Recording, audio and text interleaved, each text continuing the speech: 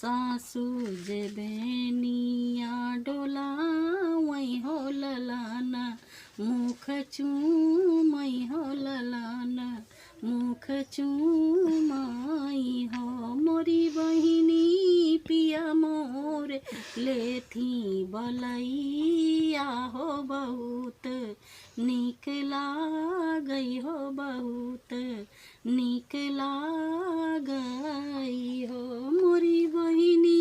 पिया मोर लेथी बलैया हो बहुत नीक लागई हो बहुत नीक लागई हो हमारी नी मम्मी जे होती दर्द हारी लेती हो दर्द हारी लेती नी हो मोरी बहिनी पिया के मम्मी कठोर दर्द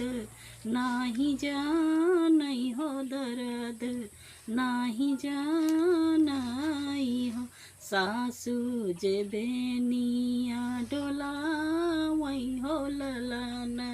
मुख चूमई हो ललाना मुख चूमई हो मोरी बहिनी पिया मोर लेथी बलैया हो बहुत नीक लागई हो बहुत नीक लागई हो हमारी नी भाभी जो होती दर्द हारी लेती हो दर्द हारी लेती नी हो मोरी बहिनी पिया के भाभी कठोर दर्द नाही जानई हो दर्द नाही जानई हो सासू जे बेनिया डोला वही हो ललाना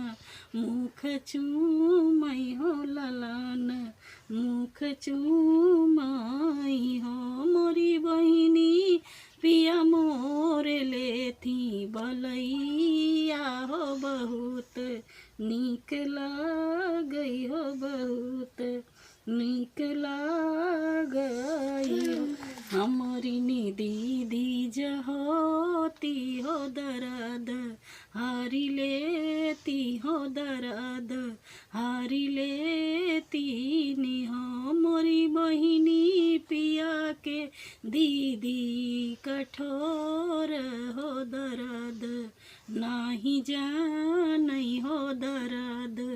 नाही जानई हो मोरी बहिनी पिया के दीदी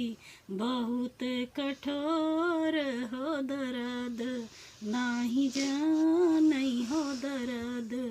नाही जानई हो सासू जे बेनिया डोला वही हो ललाना